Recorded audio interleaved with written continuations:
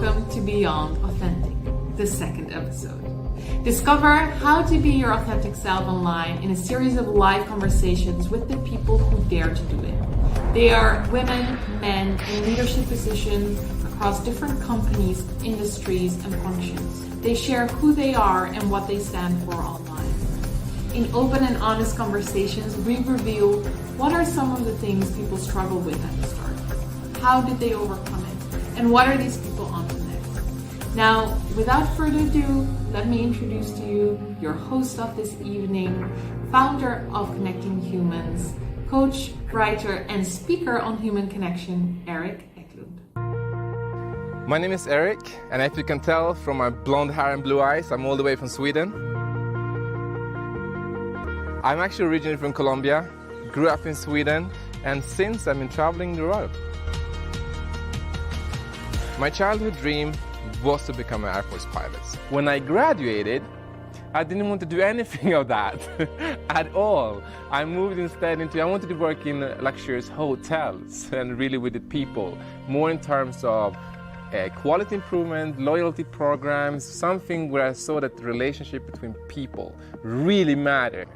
My hope with Beyond Authentic is that we all get inspired to show up and express our authentic selves more than ever, so that we can all come together and experience all this beauty that life actually has.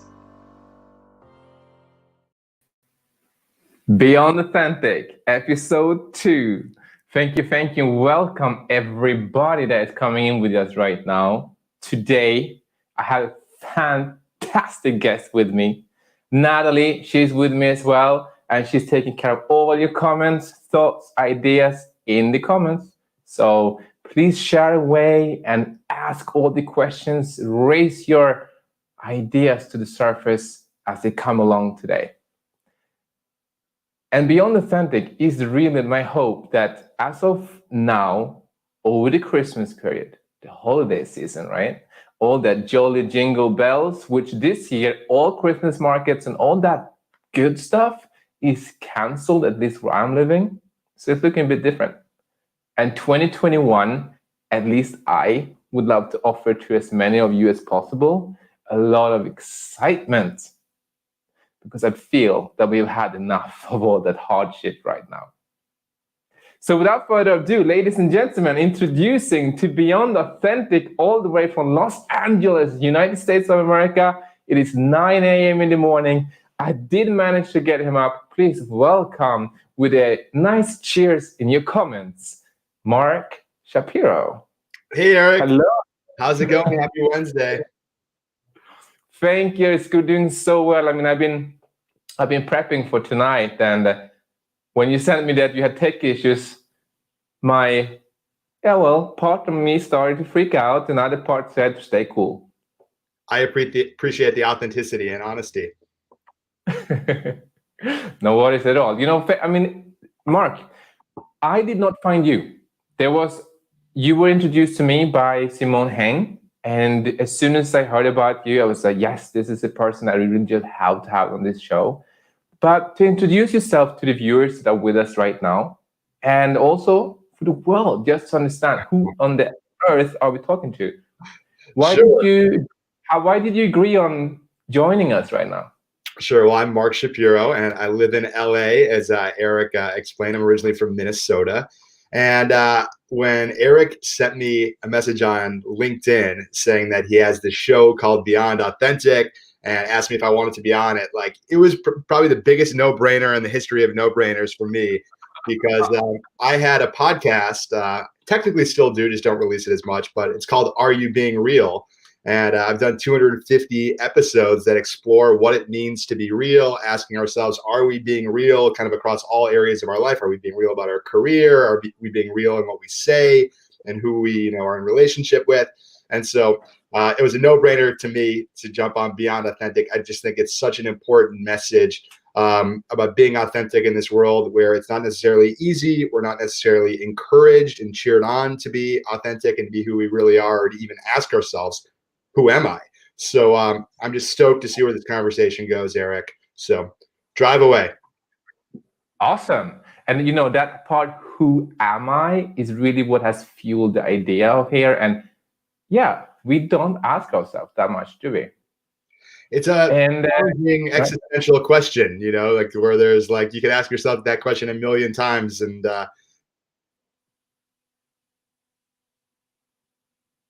there, the technology, I think, froze between LA and Barcelona. Let's see if he's coming back later. He's just a bit stuck over there, I believe. Now, I just want to do, while he is getting back technically, there is a little story here, and how I really found Mark. And that's the same thing as with all of you out there who are in one way or another. You're fierce, you're driven, you believe in what you do, right? You have a project, you have a business, you are doing something that's really matters to you. And I read a post on LinkedIn not long ago, which was talking about, you know, don't express your opinion online. You should be a little bit quiet about this. Be more, because if you do, you risk losing your clients, losing business, and also losing your employees. I will bring that topic up to Mark as it's coming along right now to see what he thinks about it. But before we go that way, what about you? What do you think about that question? Before, I mean, no judgment here. There's no right or wrong. There's just like, what do you think about that question yourself?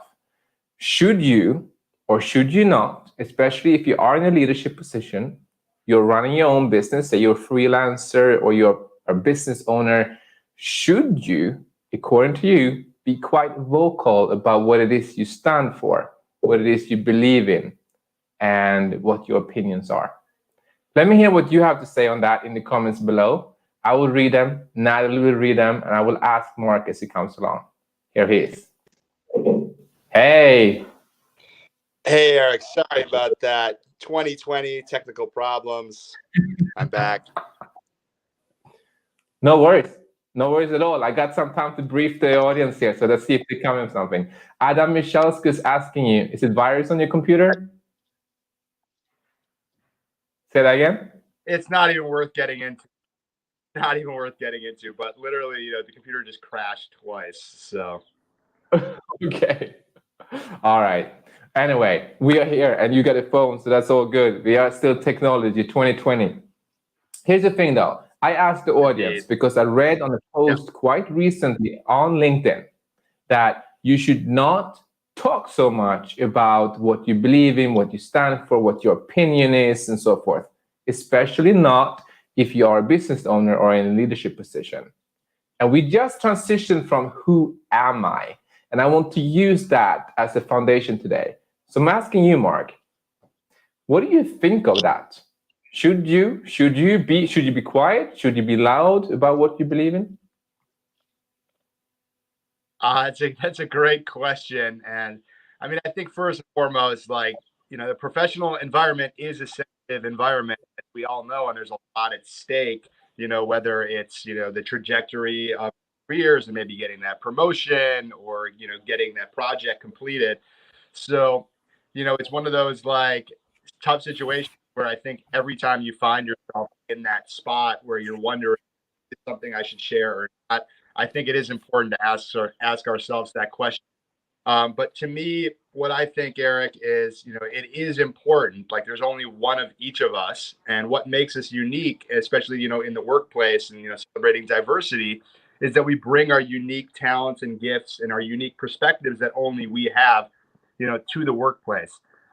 With that said, we do have to work together, and you know, some companies, you know, whether we like it or not, there is, you know, there is kind of a status quo, an environment, and if we are getting paid by our employer, then sometimes we got to play by the rule. And I know I'm saying this because I worked in corporate America for 12 years at a big TV company here in the United States, and it was something that I grappled with, you know, on an ongoing basis.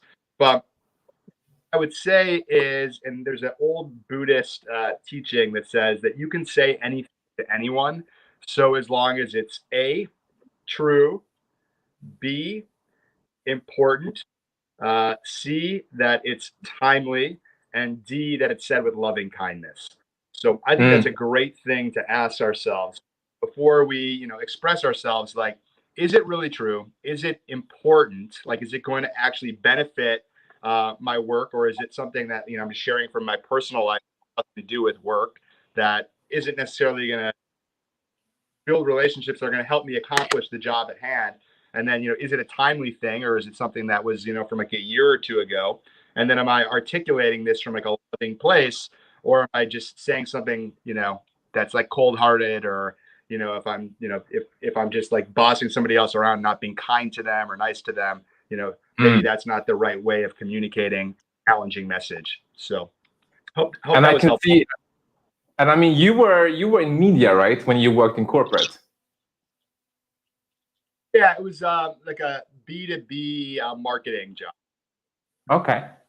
And I can see right now, so I'm just going to say to everybody who's coming in right now, Adam, San, Victoria, Johan, hello. I see in your comments already. And everybody else who's coming in, please add your comments to this.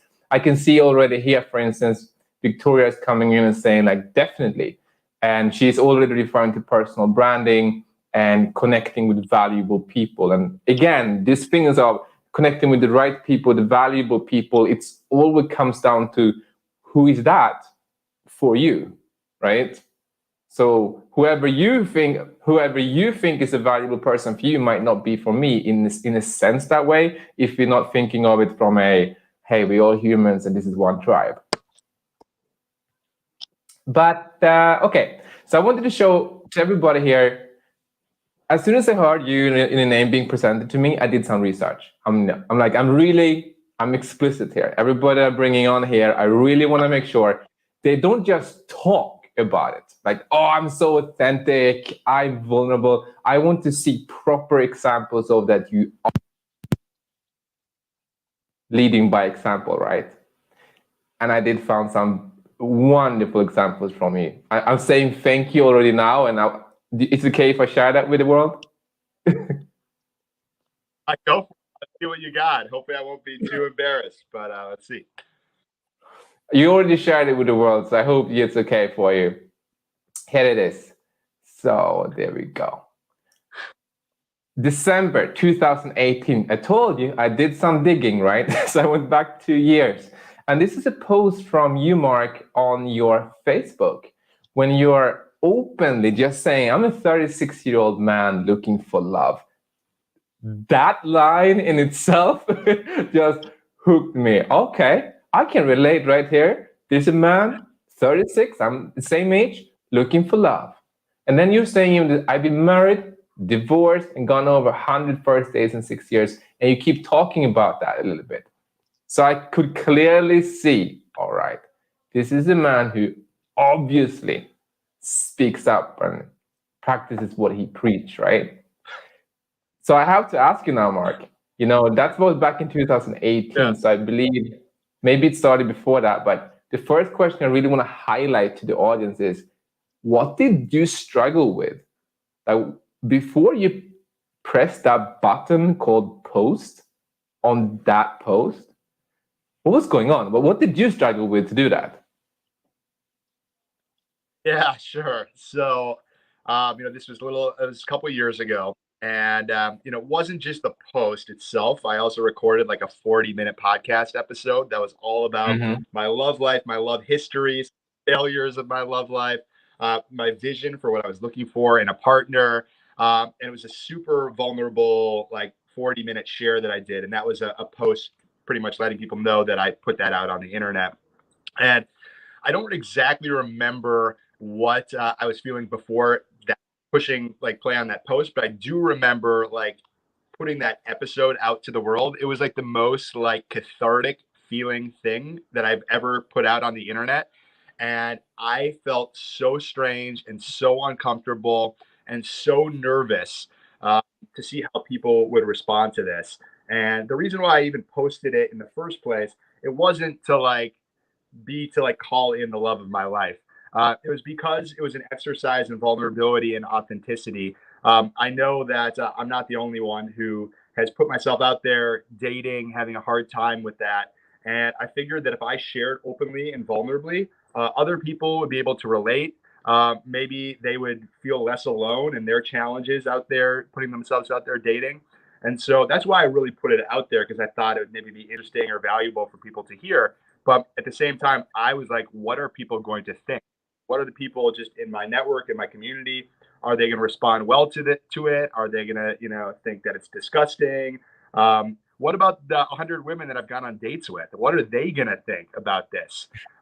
So I was really, really, really nervous about it when I put it out there. But what I found, Eric, whenever I am like open and vulnerable and put myself out there in, like a loving way, Yeah. that people, respond positively to that. And that post was like, no different. And what I've learned really is that those types of posts, when I'm really real and really share what's going on, and maybe even share a lesson or two, those are my most liked and engaged with posts. So it really shows that people really cherish and value authenticity. We crave Mhm. it. And certainly in this world of media where, people are putting up their highlight reels or they're living their best life, it really is a breath of fresh air for someone to go on there and to actually share something that's real. And that's what people crave, and that's what people want. And I think that, realness is the gateway for true connection. Yeah. And as this entire Beyond Authentic is here to inspire people to express their authentic selves online. With that, I really want to highlight that it's not about that you have to talk about your love life or your dating life, but it's this thing of like, when we do, did you also notice here that the comments, the people that reached out to you, they didn't say, "Oh, clap, clap, you're beautiful, you're so good, yay, bravo, Mark." No. I mean, here, the comments that came back, what did they say, for instance? I don't know. Let's see. I haven't looked at that post in a long time. I didn't share them here, but I remember them, and I also remember the examples for myself. People are like, thank you for sharing that. I needed to hear that today. Simple as that. Like someone saying that, at least for me, it means a lot. What does these type of comments mean to you compared to, "Oh, Mark, you are so handsome," or "That's such a cute photo"? Yeah, I mean, naturally, I love when I make a positive difference in any person's life.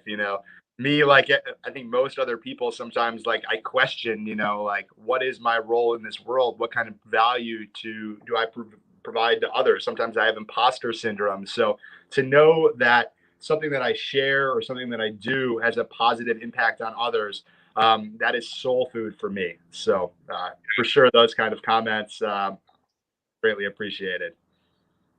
And since I know that you are in business, you are a leader for your own teams, for your people around you, that's also part of why you're here. And you share this, you're speaking up about this around you. Another example I wanted to share with everybody is from your TEDx talk, when you actually Okay. say to people that you are running, there was a podcast, right? Are You Being Real? Right. Can you tell us now, without me spilling the beans here, what's going on here? What are you selling to the world right there? Yeah. So I was talking about the challenges of social media. And what I said right here in this TEDx talk is like, we all want our businesses to be successful, but I bought Instagram followers for an account called Are You Being Real?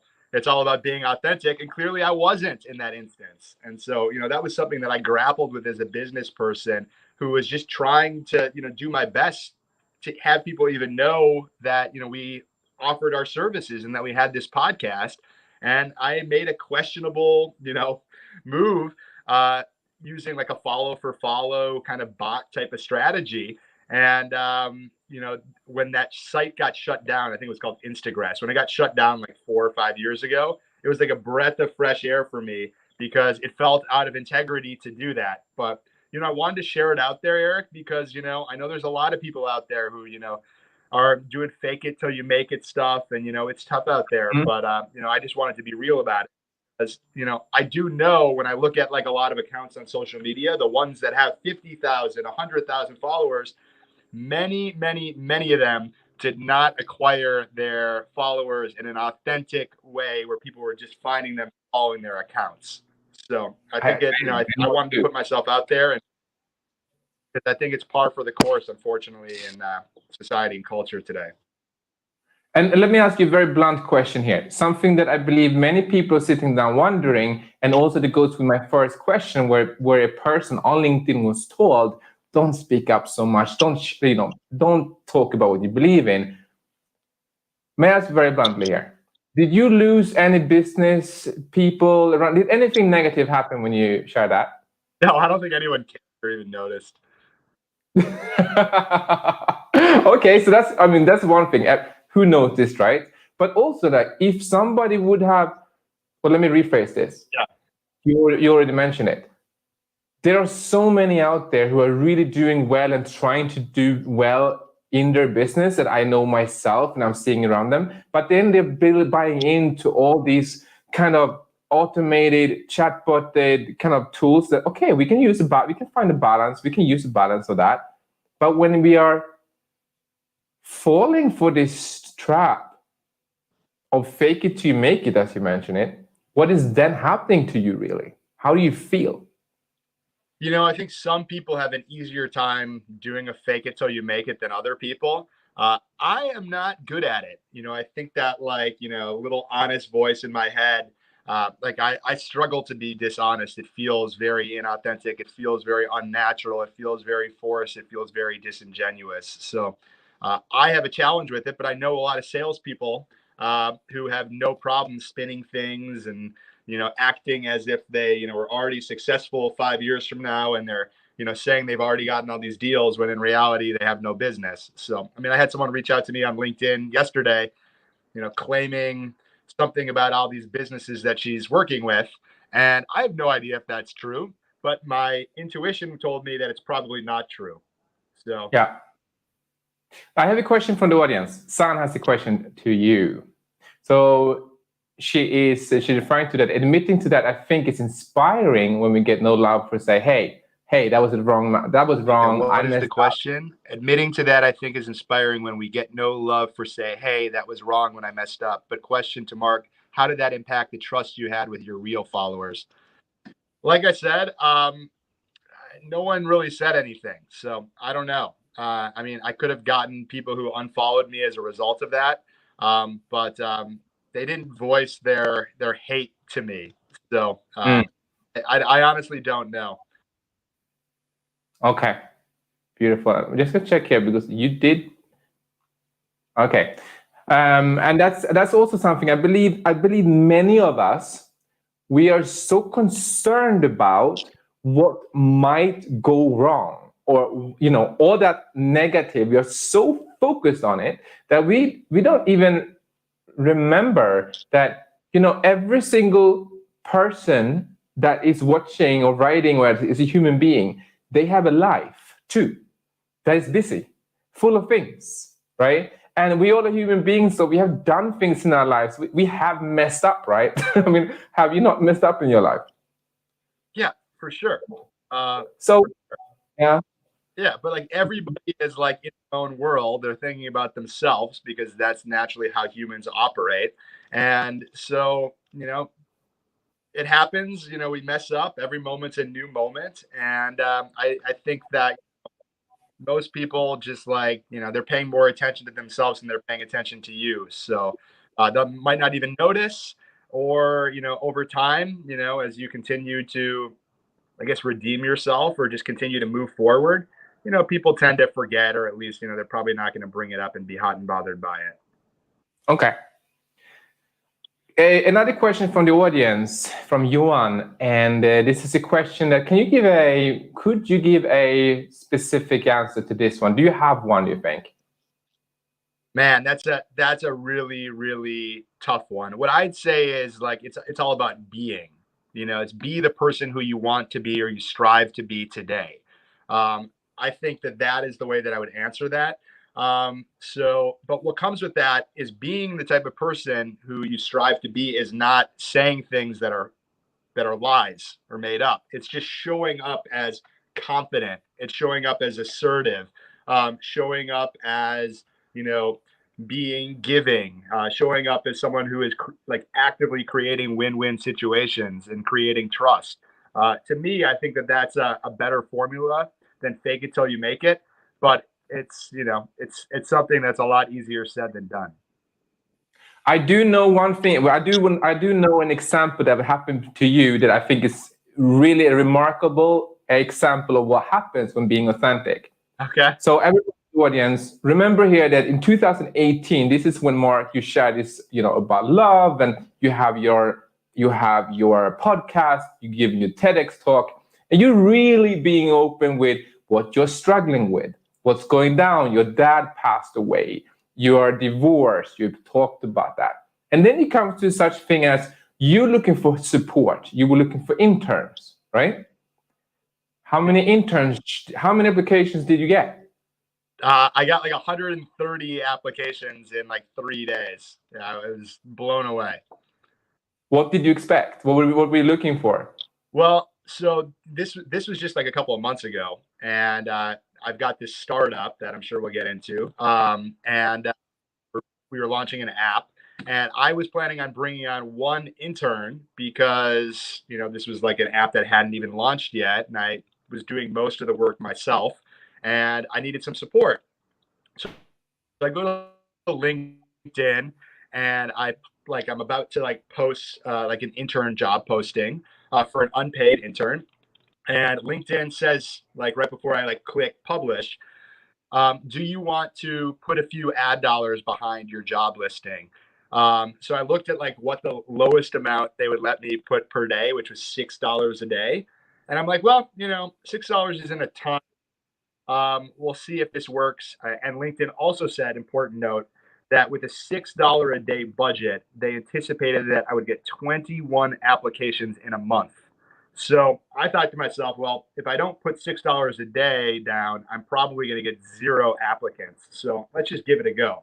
And, it blew me away that within 72 hours, I gotten over 130 applicants, and ended up bringing on 12 incredible interns onto the team who have literally been the wind beneath my wings, a gift from God, and they're doing just extraordinary work and really helping fuel, this love bomb movement. So fired up.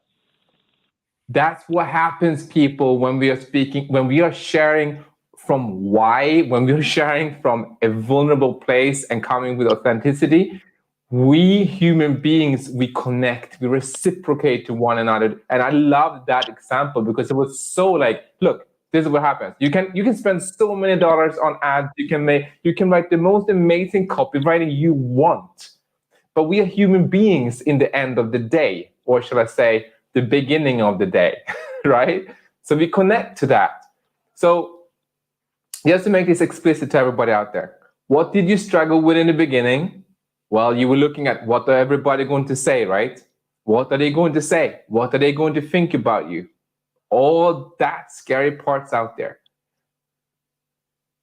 And then you press play or you press post because you focused more on what the purpose behind that share was. You wanted to help someone. You wanted to support somebody. It wasn't no longer about you.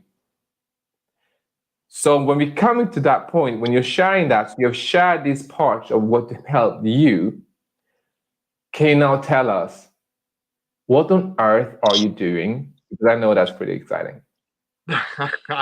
Well, thank you for that. It's been a lesson. I just want to just quickly rewind the clock.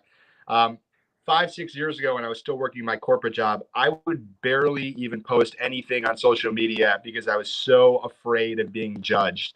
So it's not like I was always someone that was pouring my heart out on the internet. I wasn't. But it's like a muscle, just like anything else, going to the gym. And what I find that, the more open, the more that I speak my truth, as long as it's, coming from a loving place, the more it's well received. So the more connection I get, and the more it opens up new opportunities in my life. So that's why it's just an edge that I always push into.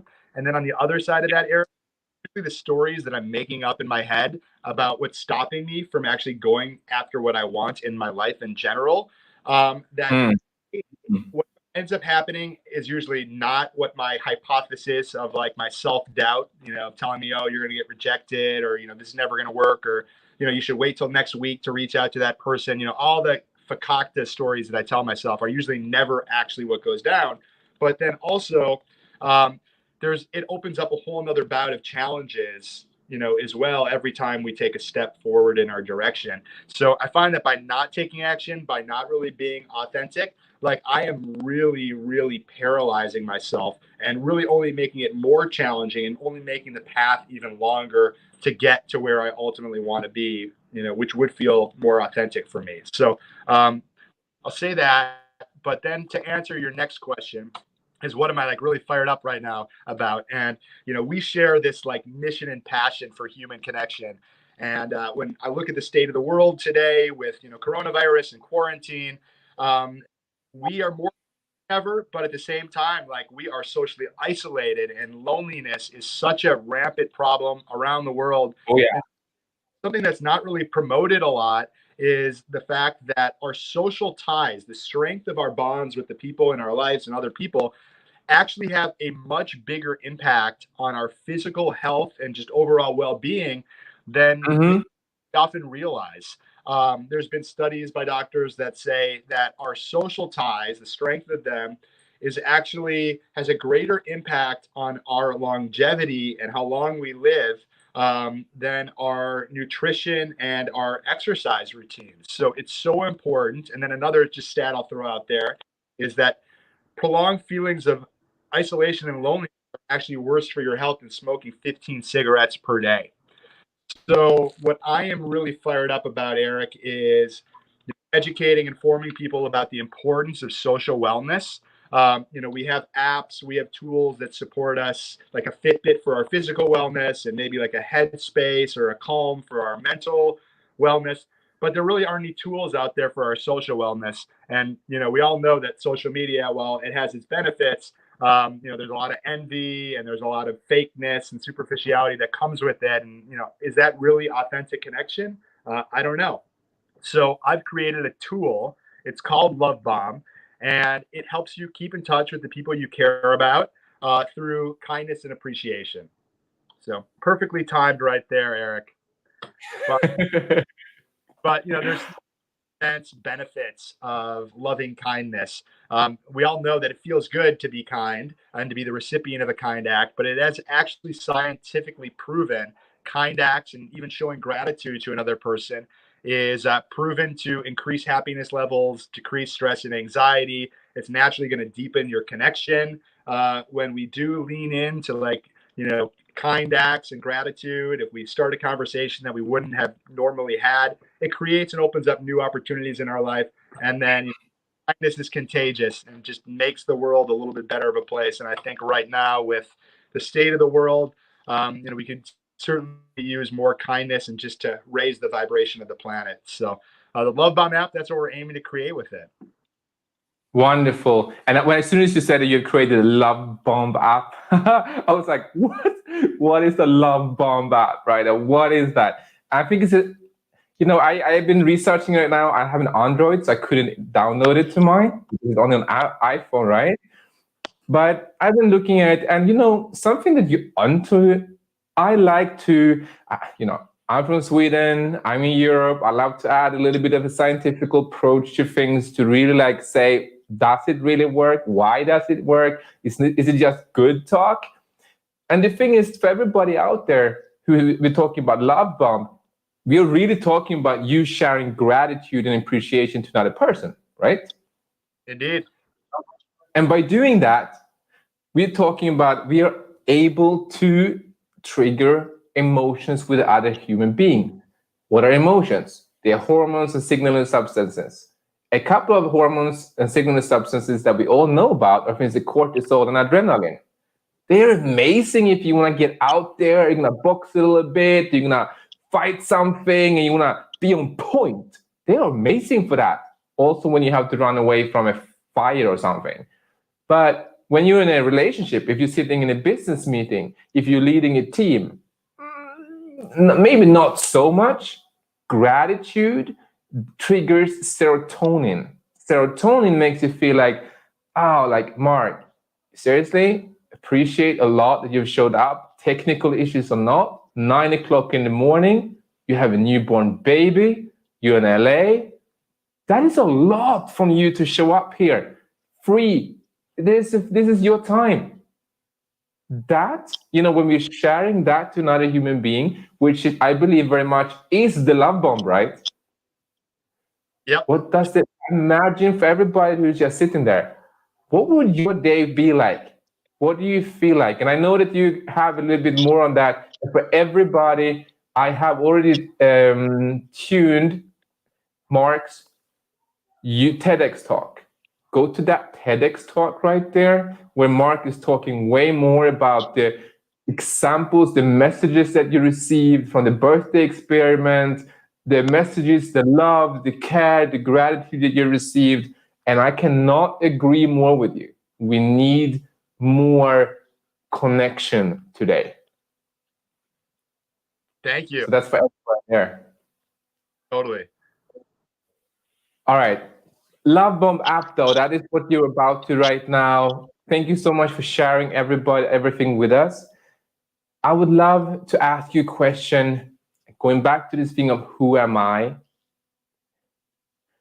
Yes or no from you, Mark? Do you feel that the person who shows up as him or herself and showing who he or she really is a person you would rather, I mean, if you like the person, right? But let me put this. First is a person that you would be quicker to define or decide if you like to be with. And B would be a person that you would appreciate and respect more than the person who don't.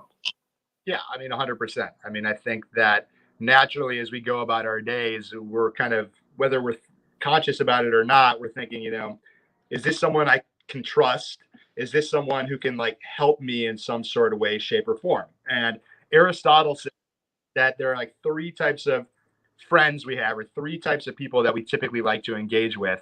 The first one is someone who like gives us tangible support. So someone who maybe like helps us get a job or helps us move, for example. The second is that they're just enjoyable to be around. And then the third one is that they actually inspire us to be a better person or to advance in our lives. So going back to your question, if someone shows up to me as authentic, then I'll have a better understanding of what their intentions are, and I'll have a better better level of trust in the relationship. And I think that it's just easier to get into a relationship with someone like that. And I also believe that when we're actually authentic with each other, we can really form deep connections, and not only form deep connections, but form deep connections quickly with each other. I certainly benefits to small talk and talking about things that are like situational, like the weather, or talking about your favorite sports team or the brands that you like. And there's nothing wrong with that, but talking about our emotions or our challenges or the things that are real for us, that creates a much deeper level of connection, of profound connection. And it's something that's benefited me so much in my life and the way that I approach relationships. And so I do my best to leave with vulnerability and authenticity, because I think that it gives somebody else the space to feel safe and to share and open up with me, and for us to both have that level of connection and then to support each other however we best deem fit. Yeah. And just looking at how you have introduced the Love Bomb app to the world and where it came from, where it came from within you, I think it's a fantastic idea. And I really think it's fantastic idea. And it really goes beyond these things. Put a like up or write a message. So for everybody out there, hop on over to the website there and take a look. Here's the website, lovebomb.app. Whenever you want to, have a look, give it a try if you want to. Share some love with the ones that you love about. And I love it, Mark. Thank you so much for that. Thank you so much, Eric. I so appreciate all of your love and all your kind words. Now we're coming towards the end. I'm going to bring back Natalie, who's been sitting in the back. Everybody out there now who have a question to Mark, send it right now. This is that moment. Whatever question, hesitation, thought you may have, share it with Mark. And I want to reflect on something that you said there, Mark. You said, yeah, deeper connection, and it can happen fast. Have you also heard many people say this thing that trust takes time? I don't really dare to, I don't want to open up. I don't want people to really see me and all this stuff. And they are pushing for it. Everything takes so much time. Deep connection, I really argue, doesn't take time. It just takes that commitment and honesty to show up. Fully agree. Bringing on Natalie. Remember, you're mute now, Natalie. Working on that. Thank you for bringing me out. So coming in here for the questions, before I just go anywhere else there, what is your takeaway? What would you like to ask Mark?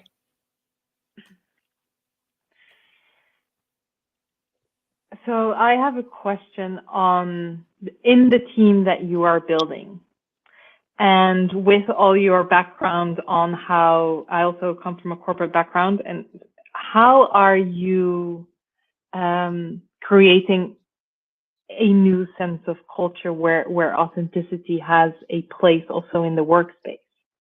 Yeah, for sure. Well, from my experience in corporate America and what I experienced, I think that there's so much more opportunity for authenticity. And I'll give you a concrete example, Natalie. And I think a lot of like traditional business cultures, you have the people who are at the top of the organization, the CEO, the owner, and they're calling all the shots.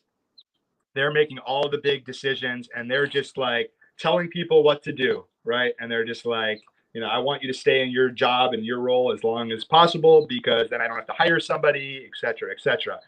When to me, I just think that leaves so much opportunity on the table. I'm a firm believer that good ideas can come from anywhere in an organization. And as I spoke a little bit about the power of diversity and the power of our unique perspectives, that to me, a good team allows for good ideas to bubble up from anywhere. So as a leader and as a boss, I'm always empowering my team to think big. I don't believe that all the best ideas for Love Bomb are going to come from me. And so I'm constantly asking my team, if this was your business, or if what do you think we could do that would really, really push the needle and really help make this product, the greatest success and the most impactful thing that it can possibly be. And I just encourage people to really, really think big. And I'm like, if you come up with a great idea, guess what? We're going to test it and we're going to execute it. So that's kind of the first part. The second part, Natalie, is that everybody who is working in any kind of organization has their own hopes and dreams. And to me, as a leader, I want to make sure that my team is motivated. So how do I motivate my team? By actually knowing what my team and what the individual people on my team, what they personally want, what their goals are, what their dreams are, what types of responsibilities they want to work on, what they want to gain experience in. And that will keep them happy, and helping them work towards their own goals will build a level of trust and motivation. And I'm a firm believer that if I support other people in their hopes and dreams, that they will support the mission and all the work that we ultimately do together. So that's how I love to lead, and I think it's been really, really effective with my team at Digital Humanity Inc., which is the parent company for Love Bomb. And yeah, I'm just excited to see what we continue to create and to continue to bring on more people who share in our mission and passion for connectivity and kind leadership. Super. Beautiful. Thank you for sharing that, Mark.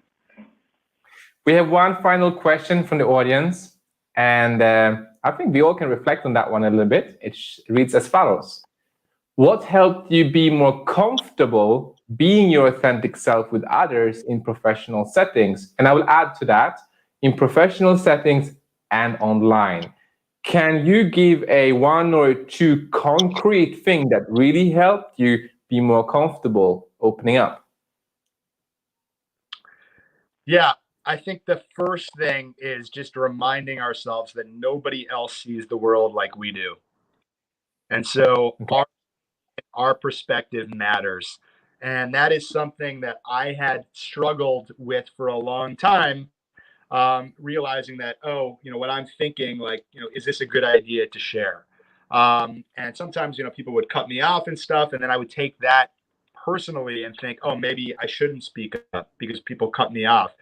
So I think that's the first thing, is just to really remember that only you sees the world through your eyes. And your perspective is so valuable. So that first thing.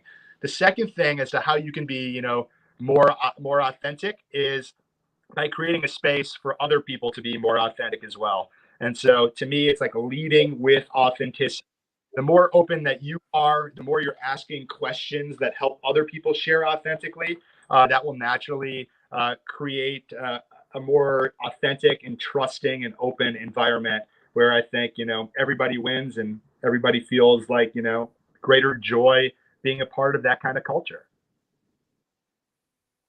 Oh, okay, super. I'm gonna take that one right away. And the way you say it really stems with what your dear vice president have said quite recently, and it's really this thing of that you all have a powerful voice. And I don't know how many times, I really don't know how many times I am hearing people saying to me that, there we go, that they don't feel like they are not in a leadership position. They are not having that official title, which makes the people feel they cannot say something, or that they cannot speak up, or they are too young, they are too old, they are women, they are men, they are from different cultures, they're from different. Like, we're coming up with all these reasons to not to speak up. And I just want everybody to see this and say, you all have a voice.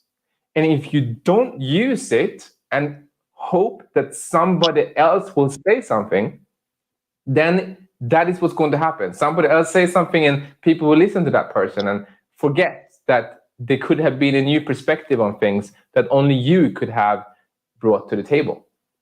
So I'm really I support that you said there. For sure, Eric. I want to say one more thing, just because I think this is a really important anecdote. But one of my mentors, his name is Mike Robbins. You should actually have him on your show because he's written books on authenticity. He's incredible.